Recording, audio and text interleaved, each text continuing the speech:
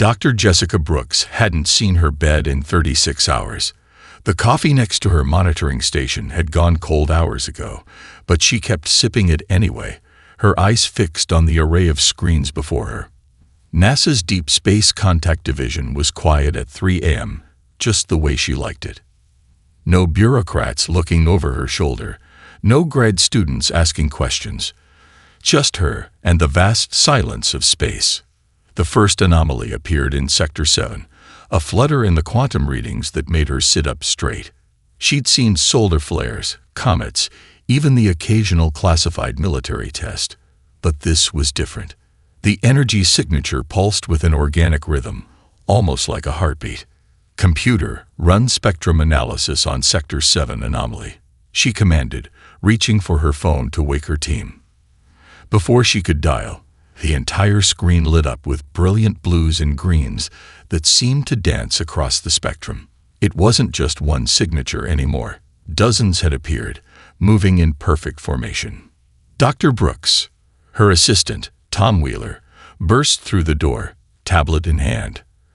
"Are you seeing this? Every observatory from Beijing to Barcelona is lighting up." "Get me a visual," she ordered, already patching through to mission control. The main screen flickered to life, and for a moment, Jessica forgot how to breathe. They were ships, but unlike anything human minds had conceived. They moved like jellyfish through the void, their hulls translucent and pulsing with bioluminescence. Tendrils of living matter trailed behind them, rippling with colors that shouldn't exist in nature. They were beautiful, terrifying, and impossible. "My God," Tom whispered. "They're heading straight for Earth." The next 4 hours were chaos. The president was awakened, the UN Security Council convened, and every military on Earth went to high alert. But Jessica noticed something odd about the approaching fleet. They were damaged. The organic hulls showed signs of weapons fire, and their formation was ragged, like exhausted runners stumbling toward a finish line. First contact happened at dawn. The largest ship descended into Earth's atmosphere with deliberate slowness, its bioluminescent patterns shifting to peaceful whites and golds. It landed in the designated zone outside the NASA complex, surrounded by enough firepower to level a small country. When the ship's membrane parted, Jessica's first thought was that they were made of living crystal. The Azailani, as they called themselves, stood nearly 7 feet tall, their translucent skin revealing intricate networks of glowing organs. They moved with fluid grace, and their eyes, all 4 of them, sparkled with intelligence and something else. Fear. "We come seeking sanctuary." Their leader spoke through a biological translator that grew from their throat. "We are the Azailani, and we are being hunted." Jessica stepped forward, despite the military's protests. "I'm Dr. Jessica Brooks. Who's hunting you?" The answer chilled her to the bone. The Galactic Concordat, a coalition of militant species, had deemed the Azailani evolutionarily unfit. Their crime? Being peaceful. The Concordat believed that any species that chose diplomacy over warfare was a threat to galactic stability, a cancer that needed to be cut out. "We have crossed 12,000 light years," the Azailani leader continued, their skin pulsing with patterns of distress. 7 of our worlds have burned. We are the last. We heard your transmissions, saw your art, your music, your debates about peace and justice. You fight, yes, but you also protect. You value life." Their outer membrane rippled. "We ask for your protection, knowing it may bring the Concordat's wrath upon you." Before Jessica could respond, her quantum sensors screamed to life. A massive energy signature had appeared at the edge of the solar system, larger than anything they'd ever recorded. The hunters had followed their prey. Humanity had less than 48 hours to make a choice: stand with the Azailani and face an interstellar war, or step aside and watch a genocide unfold on their doorstep. As the sun rose over the alien ship, Jessica looked at the frightened but dignified beings before her and knew that choice had already been made. Humanity had just inherited a war, But more importantly, they had found something worth fighting for. The UN Security Council chamber crackled with tension as the Concordat's holographic message played for the third time. Their representative, a towering reptilian being encased in living metal, spoke with cold certainty. You harbor genetic deviants. Surrender the Xylani within 72 hours, or we will cleanse your system. This is not a negotiation. They'll kill us all anyway, the Russian ambassador growled. The Xylani must be surrendered for Earth's survival. Dr. Jessica Brooks stood at the podium, her knuckles white against its edges. The Xylani have already shared revolutionary medical technology. Their biological engineering could solve. Could solve what, Doctor? China's representative cut in. We'll all be dead before. The chamber doors burst open. Tom Wheeler, her assistant, rushed in despite the security guard's protests. Dr. Brooks, it's your nephew, Danny. His condition. You need to come now. Jessica's heart stopped. Danny, just 6 years old, had been fighting an aggressive form of leukemia. She'd been so consumed with the Xylani crisis, she'd missed her last visit to the hospital. This session is adjourned for 1 hour, the Secretary General announced, seeing the desperation in Jessica's eyes. At Mount Sinai Hospital, Jessica found chaos. Hospital staff crowded around Danny's room, whispering and pointing. Inside, she froze at the threshold. A young Xylani, no larger than Danny, sat beside her nephew's bed. Their translucent skin pulsed with gentle blues and greens as they held Danny's hand. What's happening here? Jessica demanded. Dr. Martinez, Danny's oncologist, grabbed her arm. Watch. The Xylani child's bioluminescence intensified. Beneath Danny's skin, a matching glow appeared, tracing his veins and arteries. The hospital's monitors went crazy, showing impossible readings. His cancer cells, Dr. Martinez whispered. They're disappearing. The Xylani child is somehow reprogramming them, teaching his immune system to fight back. I've never seen anything like it. The young Xylani turned all 4 eyes to Jessica. We felt the child's pain from our ship. Among our kind, to ignore suffering is the greatest crime.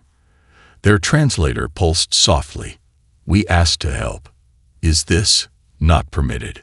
Danny sat up for the first time in weeks, color returning to his cheeks. Aunt Jessica, look, my new friend made the hurt go away. Someone in the hallway was live streaming. Within hours, the video went viral. A dying human child, healed by an alien child who felt his pain from orbit. The narrative around the Xylani changed overnight. Back at the UN, Rear Admiral James Martinez, no relation to Danny's doctor, approached Jessica with an idea. The Concordat thinks that Xylani are weak because they're peaceful. But what if we could combine their biological mastery with our tactical experience? Jessica studied the Admiral's face. What are you suggesting? A partnership. Their bioengineering, our military doctrine. Creates something new. He leaned forward. The Concordat expects us to either surrender the Xylani or try to fight conventionally. Let's show them why humanity has survived every extinction-level threat we faced. The Xylani leader entered the chamber next, their skin rippling with determination. We have hidden, run, and watched our worlds burn. Perhaps it is time for a different path. We will share our knowledge if you will share your strength. The Security Council voted unanimously. Humanity would stand with the Xylani. That evening, Jessica sat beside Danny's hospital bed, watching him play a game of lights with his Xylani friend.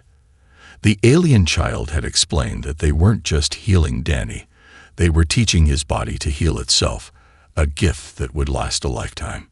Her phone buzzed. Admiral Martinez had sent the first designs for integrating Xylani biotech with human military systems. The preliminary results were beyond promising. Looking at Danny, now cancer-free, and the gentle alien child who had saved him, Jessica understood the true price of compassion. It wasn't measured in risk or sacrifice, but in the lives you chose to protect. Humanity had chosen to stand against the cosmic bullies, and for the first time, she felt certain they would win. The Concordat thought they were coming to exterminate a weak species and punish its foolish protectors. They were about to learn that compassion and strength weren't mutually exclusive, and that underestimating either species would be their biggest mistake. Captain Michael Rodriguez stared at the writhing mass of bioluminescent tissue in the containment chamber. "You want me to wear that?" "It doesn't wear you, Captain," Dr. Brooks explained, checking readings on her tablet. "It bonds with you. The suit is a living organism engineered from both human and Hylani DNA. It will respond to your thoughts, heal your wounds, and adapt to threats in real time." They stood in a converted missile silo deep beneath the Nevada desert. Project Symbiosis, as Admiral Martinez had dubbed it, was humanity's crash course in breaking the laws of evolution. "And if it decides it doesn't like me?" Rodriguez flexed his fingers, remembering the extensive psychological evaluations that had led to his selection as the first test subject. A Hylani scientist named Vexera floated forward, their skin pulsing with reassuring patterns. "The suit has been encoded with protective imperatives. It cannot survive without a host, and it cannot harm its host. Think of it as a very eager partner." Rodriguez took a deep breath and stepped into the chamber. The moment the biomass touched his skin, he understood why every previous volunteer had backed out. It felt alive, curious, hungry. The sensation of it flowing over his body triggered every primal instinct to fight or flee. But Rodriguez held still, forcing himself to breathe normally as the living armor encased him. Then he felt it, a presence at the edge of his consciousness, like a puppy wanting to play. "Neural link establishing," Dr. Brooks announced, her voice tense. "Captain, your vitals are elevated but stable. How do you feel?" "It's talking to me. Not in words, but," Rodriguez gasped as the suit suddenly crystallized, transforming from fluid biomass into sleek, iridescent armor. "Holy shit." "Movement test," Admiral Martinez commanded from the observation deck. "Basic mobility first." Rodriguez took a step, then another. The armor moved like a second skin, lighter than any mechanical suit he'd worn. He broke into a sprint, then leaped. The suit anticipated his intentions, enhancing his muscles and adjusting its structure in real time. He hit the ceiling 30 feet up, stuck there like a spider, and laughed. "This is incredible. It's not just responding to my commands, it's predicting them, improving them." Then the real tests began. They fired weapons at him, conventional bullets at first, then energy weapons reversed engineered from captured Concordat tech. The first shot that hit him hurt like hell, but the suit learned. It developed layers of energy-dispersing crystals. By the fifth shot, he barely felt the impact. "The adaptation rate is off the charts," Vexera observed, their skin flashing with excitement patterns. "The human adrenal response is accelerating the suit's evolution. It's achieving in minutes what would take our species generations." But the real breakthrough came during the combat simulation. Rodriguez faced a drone programmed with Concordat attack patterns. The first exchange went badly. The drone's plasma cutter sliced through his armor. Pain lanced through his arm, but then he felt something new. The suit wasn't just repairing itself, it was angry. As Rodriguez's combat instincts kicked in, the suit evolved with terrifying speed. It grew retractable blades, developed ranged weapons using crystallized biomass, and even learned to project energy fields. Within minutes, the drone lay in pieces. "This is what we've been missing," Admiral Martinez said quietly. "The Hylani created incredible biological technology, but were too peaceful to weaponize it. We have the warrior's instinct they lack, and now we have a way to amplify it." Dr. Brooks frowned. "Admiral, the biological feedback loops are reaching unprecedented levels. The suit isn't just adapting to threats. It's developing new capabilities based on Captain Rodriguez's combat experience, his muscle memory, even his subconscious desires. Isn't that what we wanted?" "Sir," Rodriguez interrupted, his voice strange. "Something's happening. The suit, it's not just evolving to protect me anymore. It's evolving to hunt." The armor rippled, sprouting structures they'd never seen before. In the observation deck, Admiral Martinez smiled, but Dr. Brooks felt a chill. They had succeeded in creating the perfect fusion of human aggression and Tyleni adaptation. She just hoped they could control what they'd unleashed. Because the Concordat wasn't coming with an extermination fleet anymore. According to their intel, they were coming with an armada, and it would be here in less than 24 hours. High Commander Zex Thrax of the Concordat First Extinction Fleet watched the tactical display with all three of his eye clusters. The human solar system lay before him, defended by a pathetically small fleet of primitive ships. This would be a simple cleansing operation. "Launch first wave," he ordered. Standard extinction protocol. 5,000 Concordat ships surged forward, their weapons charging. The human vessels held position near their Mars colony, seemingly frozen in fear. Zex Thrax's feeding tentacles quivered with anticipation. Then everything went wrong. The first plasma barrage splashed harmlessly against strange, organic-looking shields that pulsed with familiar bioluminescence. "Impossible," Zex Thrax hissed. "They've weaponized Oxylani biotech." But that was just the beginning. Admiral Martinez stood on the bridge of the U.S. Prometheus, now more alive than machine. The ship's neural interface pulsed in his mind as living armor flowed across the hull, sealing damage faster than the Concordat could inflict it. "All ships, execute Battle Plan Genesis," he commanded. "Show them why you don't corner a species that turned itself from prey to apex predator in under 10,000 years." The human fleet split into smaller groups, each ship moving with impossible agility. Their hulls rippled and changed, growing new weapons even as the Concordat watched. When the aliens adapted their attack patterns, the human ships evolved countermeasures within minutes. On the ground, Captain Rodriguez led the first space-to-space boarding action. His squad of bio-armored Marines cut through the Concordat ship's hull like it was paper. Their suits evolved and adapted with each engagement, learning, growing stronger. The alien crew fired weapons that could melt through battleship armor, but Rodriguez's suit simply absorbed the energy and turned it into new capabilities. "This isn't possible," a Concordat officer screamed into the fleet-wide comm. "They're using Class X biological modifications that Tylani would never." "That Tylani didn't," Rodriguez answered, his voice distorted by his ever-evolving armor. "We did. Humanity took their gift and did what we do best. We survived." Dr. Brooks monitored the battle from Earth Command, watching through thousands of neural feeds. The bio-integration was exceeding all projections. Human instincts for violence, tempered by consciousness and choice, were driving evolution at speeds that should have been impossible. A Concordat dreadnought targeted the Mars colony with a planet-killer weapon. 3 human ships moved to intercept, their living hulls merging into a single massive organism that absorbed the blast and reflected it back. The dreadnought disintegrated. "High Commander," a subordinate chittered nervously. "The humans. They're not just fighting. They're hunting us."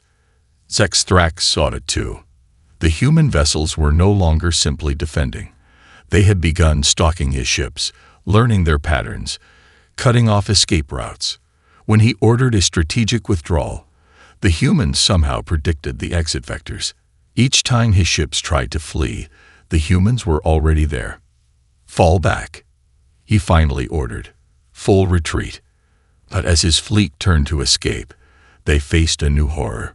The Mars Defense Fleet had evolved massive organic webs between ships, creating a barrier of living matter that trapped Concordat vessels like insects. Admiral Martinez's voice echoed across all frequencies. "You came to exterminate what you thought was weak. But strength isn't just about weapons or violence. It's about adaptation. The Tylani taught us how to evolve. We taught ourselves how to fight. Together, we're something entirely new." When the battle ended, less than half of the Concordat fleet escaped. Zex Thrax watched the tactical replay in his command chamber, his carapace pale with fear. The humans hadn't just defeated them. They had adapted during combat, evolved new strategies, developed countermeasures to weapons that had dominated the galaxy for millennia. And worse, they had shown mercy. They had allowed ships to flee, deliberately created corridors of escape, not from weakness, but to ensure survivors would carry their message. Humanity was not to be trifled with. As his ship limped toward Concordat space, Zex Thrax received a transmission from his superiors. They were mobilizing the Grand Armada, 100 times the force he had commanded. The humans had won the battle, but they had also awakened the full might of the Concordat. The real war was about to begin. Dr. Jessica Brooks stared at her genetic sequencing results for the 5th time, her hands trembling. The lab around her was quiet at 3 a.m., just like that night when the Xylani first arrived. But this discovery made first contact look simple. "Computer, validate sequence pattern Alpha 7 again," she commanded. Sequence validated. Telomere regeneration pathway confirmed. Cellular decay prevention mechanism identified. Genetic immortality confirmed with 99.99% certainty. The door hissed open. Elder Vaxri, the oldest of the Xylani, floated in. Their skin rippled with ancient patterns Jessica had never seen before. "You found it," they said. It wasn't a question. "Why?" Jessica turned to face them. "You could have used this as a bargaining chip. The Concordat would have protected you instead of hunting you. Every species in the galaxy would have torn itself apart." Vaxri interrupted, their bioluminescence dimming. "As we nearly did. Come. There is something you must see." In the Thylani ship's memory chamber, Vaxri activated a biological recording device. The images it projected showed a civilization of warrior Xylani, their bodies armored naturally, their technology centuries ahead of humanity's. "We discovered immortality 50,000 years ago," Vaxri explained. "We thought we had become gods. Instead, we became monsters." The images shifted to show civil wars that lasted centuries, immortal tyrants who could never be overthrown, populations exploding beyond their world's capacity to sustain them.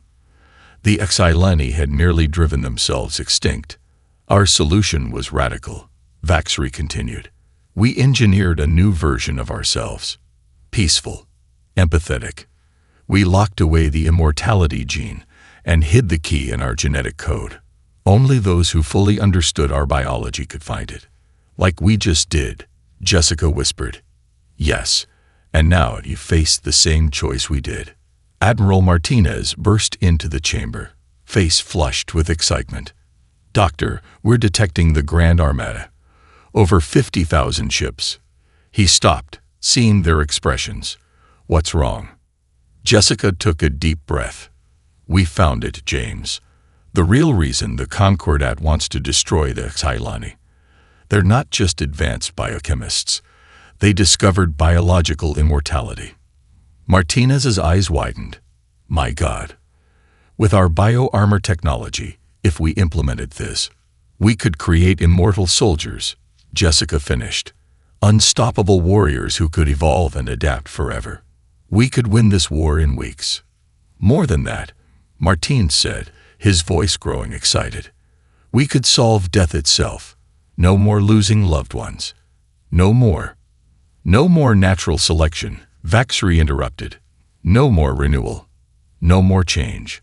Only eternal stagnation and eventual madness." In the silence that followed, Jessica thought of Danny, now cancer-free but still mortal. How many children could they save? How many lives could they extend? The temptation was overwhelming.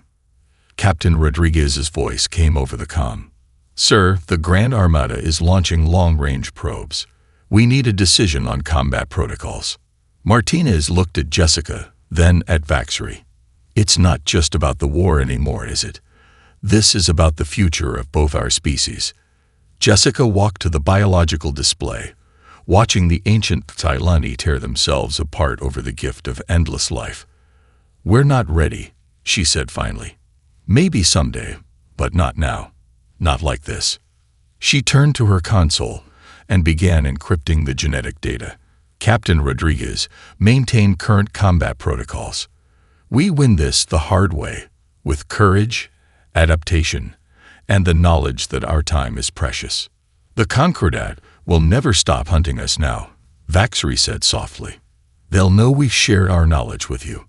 Then they'll learn what the Xylani already know, Martins replied, his voice firm. True strength isn't about living forever. It's about what you're willing to die for. As the first waves of the Grand Armada appeared on their sensors, Jessica felt a strange peace. They had looked into the face of immortality and chosen to remain human. Flawed, mortal, but free to grow and change. The Concordat was coming to claim a secret that no longer mattered. What they would find instead was two species who had chosen wisdom over power and were ready to defend that choice with everything they had. The real battle for the future was about to begin. The Grand Armada darkened Earth's skies like an artificial eclipse. 50,000 ships, each larger than humanity's biggest vessels, arranged in attack formations that spoke of millennia of warfare. Captain Rodriguez watched from the command deck of the biocarrier Atlas, his living armor rippling with anticipation. Around him, 200 Marines in similarly evolved suits waited for deployment. Their armor had changed them all, not just physically, but mentally. They could feel their suits' hunger for adaptation, for evolution.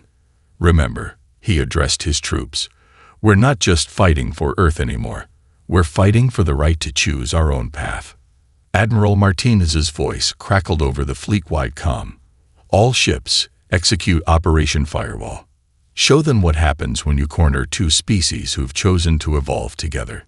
The battle began with a Concordat tactic no one had anticipated.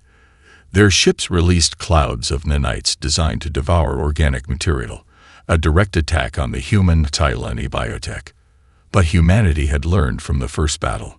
Adapt and overcome. Rodriguez roared as his squad launched from the Atlas. Their suits, already evolving, developed electromagnetic fields that fried the nanites. Some Marines' armor went further, absorbing the nanites and repurposing them into new defensive structures. Dr. Brooks monitored the battle from Earth Command, where she and Vexera had created something unprecedented. The Xylani's biological sensors, merged with human tactical systems, could predict enemy movements seconds before they happened. It wasn't perfect, but in space combat, seconds meant everything. Portal signatures detected. A sensor operator shouted, "They're trying to flank us through subspace." Martinez smiled grimly. Spring the trap. The human fleet had seeded the likely emergence points with biological mines, living weapons that could think and hunt. As Concordat ships emerged from subspace, the mines attached themselves to enemy hulls, growing and evolving into massive organic structures that immobilized entire squadrons. But the Concordat hadn't become the galaxy's dominant power through lack of adaptation. Their second wave deployed energy weapons that could sever the biological connections between human ships and their crews. Several vessels went dark, their living components dying instantly. "They're learning," Rodriguez growled, watching another human ship fall silent. His squad had boarded a Concordat dreadnought, fighting their way to its core. Their suits evolved with each engagement, developing countermeasures to every weapon they encountered. But the enemy's numbers seemed endless. Then Vexera made a discovery that changed everything. The Concordat ships, they announced, their skin pulsing with excitement patterns. They're all connected to their flagship through quantum channels. It's how they coordinate such massive fleets. Martinez seized the opportunity. "Rodriguez, can your squad reach their flagship?" "Already on it, sir." Rodriguez's team had hijacked a Concordat shuttle, their suits adapting to interface with alien technology. As they approached the massive flagship, their armor evolved active camouflage capabilities, making them virtually invisible. The boarding action was unlike anything in human military history. The Marine suits evolved so rapidly they barely resembled their original forms. Some developed phase-shifting abilities to move through walls. Others spawned biological EMP generators that disabled internal defenses. But the Concordat flagship's commander had a final surprise. As Rodriguez's team breached the bridge, they found themselves facing elite guards in armor reverse-engineered from captured human biosuits. "You're not the only ones who can adapt," the Concordat commander hissed. What followed was evolution in real time. Both sides' armor changed and counter-changed. Each adaptation met with a counter-adaptation. The bridge became a testing ground for the very limits of biological warfare. Rodriguez's suit, driven by his intense determination and combat experience, made the crucial breakthrough. It developed a way to interface directly with the flagship's quantum network, disrupting the entire Concordat fleet's coordination. Thousands of enemy ships suddenly lost their tactical coherence. The carefully orchestrated assault fell into chaos. But as humanity pressed their advantage, Dr. Brooks noticed something strange in the sensor data. "Admiral," she called urgently, "I'm detecting unusual communication patterns among the Concordat ships. They're talking to each other. Not tactical data, but actual conversations, questions, debates." The battle wasn't over, but something fundamental had changed. The Concordat forces had just witnessed something unprecedented. Evolution and adaptation used not for domination, but for protection. Some of them were beginning to question everything they'd been taught about strength and weakness. The tide was turning, not just in the battle, but in the very ideology of their enemy. The battle had reached a stalemate. Concordat ships hung motionless in space, their crews locked in unprecedented internal debates. On Earth Command's main screen, intercepted transmissions scrolled endlessly. Questions about purpose, about strength, about the very nature of evolution. Dr. Brooks noticed Elder Vaxri's skin pulsing with an ancient pattern she'd never seen before. "It's time," the ancient Tyleni said. "Show them." With trembling hands, Jessica activated the quantum broadcast system. Across every frequency, on every ship in the Concordat Armada, the truth began to play. The recording showed a world of crystalline cities and warrior Cylani, their bodies naturally armored, their technology devastating. But it wasn't pride in their faces, it was terror. "We were the Concordat before the Concordat existed," Vaxri's voice echoed across space.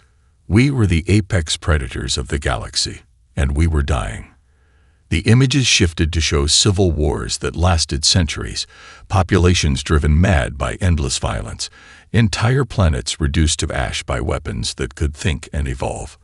The warrior Tyleni had become trapped in an endless cycle of violence, each evolution making them more deadly, more aggressive. Captain Rodriguez watched from the bridge of the captured Concordat flagship, his living armor unusually still. Beside him, even the elite Concordat guards had stopped fighting to watch. "Our solution wasn't weakness," Vaxri continued. "It was the hardest choice any species has ever made. We chose to change ourselves, not through conquest or domination, but through the most difficult evolution of all, the evolution of consciousness." The recording showed the great transformation. Billions of warrior Cylani voluntarily entering genetic reconstruction chambers, choosing to remake themselves into beings of peace and creation, rather than destruction and death. "We didn't become weak," Vaxri's voice grew stronger. "We became wise. We learned that true strength isn't about dominating others. It's about mastering yourself." Admiral Martinez, watching from the Prometheus, saw something extraordinary. Concordat ships were powering down their weapons. On internal feeds, alien crews were removing their armor, some for the first time in their lives. "But we made one mistake," Vaxri admitted. "We hid from our past. We ran from those who followed the path we had abandoned, until we found humanity." The broadcast showed the human-Tyleni alliance, the bio-armor, the living ships, the incredible evolutionary leaps. But it also showed humanity's choices, healing instead of hurting, protecting instead of conquering, choosing to remain mortal when immortality was within reach. "Look at them," a Concordat officer whispered on an open channel. "They have our power, but they choose when not to use it. How is that weakness? Dr. Brooks took over the broadcast. Your ancestors understood what the Cylani learned, that evolution isn't just about becoming stronger or more deadly. It's about becoming better. Weapons can evolve. Technology can evolve. But the greatest evolution happens in the heart and mind. Across the Armada, something extraordinary happened. Concordat crews began severing their neural links to their battle computers. Ships that had been engineered for pure combat began shifting, their crews adapting them for peace. We were wrong. The Concordat fleet admiral's voice echoed across all channels. We called it Cylani weak because they chose peace. We hunted them because they reminded us of a truth we wanted to forget, that the strongest warrior is the one who chooses not to fight. Rodriguez felt his suit changing, responding to his own shifting thoughts. The weapons were receding, replaced by structures designed for creation rather than destruction. Around him, the Concordat guard's armor was doing the same. The real war, Vaxri said softly, was never between species. It was between what we are and what we could become. The Cylani chose their path. Humanity chose to stand with us. Now you face the same choice. The Grand Armada, built over centuries for war, transformed into something new, not through surrender or defeat, but through the most powerful force in the universe, the conscious choice to evolve beyond violence. The war ended not with a final battle, but with a first step. 50,000 ships, created for destruction, began their own great transformation. Evolution, it seemed, had one more surprise in store. 5 years after the Great Transformation, the Sol system had become unrecognizable. Where once there were military installations, now massive biological structures floated in space. Living universities where species from across the galaxy came to learn the art of conscious evolution. Captain Rodriguez, now commander of the peacekeeping force, stood on the observation deck of Unity Station, his bio-armor streamlined and elegant. The suit no longer hungered for combat. Instead, it had evolved to enhance diplomacy, translation, and understanding. He watched as a fleet of former Concordat ships arrived, their crews seeking guidance in their own transformation. Still strange seeing them come willingly, he said to Dr. Brooks, who stood beside him analyzing data on her neural interface. Change is contagious, she replied, smiling, especially when it's a change for the better. Below them, Earth had flourished under the Alliance. Cylani bioengineering had cleaned the atmosphere, restored ecosystems, and revolutionized medicine. Human creativity and determination had turned these gifts into a new way of life that balanced progress with preservation. Admiral Martinez, now the head of the Interstellar Rescue Fleet, appeared on the holoscreen. His ships, once weapons of war, had been redesigned for humanitarian missions. "We've got a situation in the Carina sector," he reported. A pre-FTL civilization just had their star go supernova. They need immediate evacuation. The Concordat would have let them die. Rodriguez mused, called it natural selection. "We're not them," Jessica said firmly. "Vexra, is your team ready?" The young Cylani, now Earth's ambassador to the Galactic Council, pulsed with confidence patterns. "Our biological ships are fastest for mass evacuation. We can save them all." The rescue mission exemplified what the human Cylani alliance had become. Human determination and quick thinking, combined with Cylani biological mastery, had transformed them into the galaxy's guardians, not through force, but through choice. Danny, now 11 and cancer-free, had become a symbol of this new era. He studied both human and Cylani medicine, his unique perspective leading to breakthroughs in evolutionary healing. The Cylani child who had saved him was now his closest friend and research partner. In the great biological universities, former Concordat warriors studied alongside human scientists and Cylani peacekeepers. They learned that evolution wasn't a straight line toward more efficient killing, but a spiral of infinite possibilities. Some chose to keep their warrior strength, but turned it toward protection. Others followed the Cylani path of complete transformation. Elder Vaxri, watching from the living gardens of Unity Station, saw patterns of life that hadn't existed since their own transformation 50,000 years ago. "We feared sharing our knowledge," they said to Jessica. "We feared what stronger species might do with it. We never imagined finding ones who would help us build something new." The immortality gene remained sealed, a reminder that some powers were best left for future generations who might be wise enough to use them. But the knowledge gained from studying it had led to extended lifespans, better health, and a deeper understanding of life itself.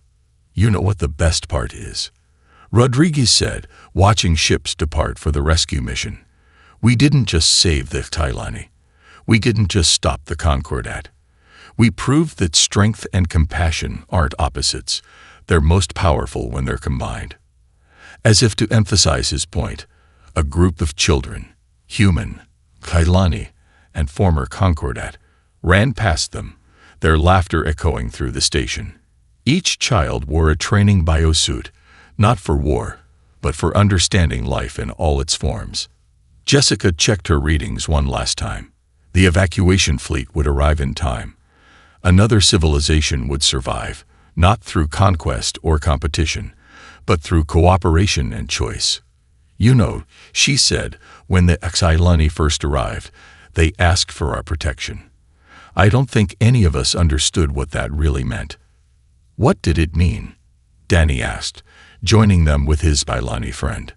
"It meant protecting not just their lives, but their wisdom, their choice to evolve beyond violence. And in protecting that choice, we found our own way forward." The stars stretched out before them, no longer a battlefield but a frontier of infinite possibility. Humanity had become something their ancestors could never have imagined, not conquerors or victims, but guardians of consciousness itself. Evolution, it seemed, had one more lesson to teach. The greatest strength lies not in the power to destroy, but in the courage to transform.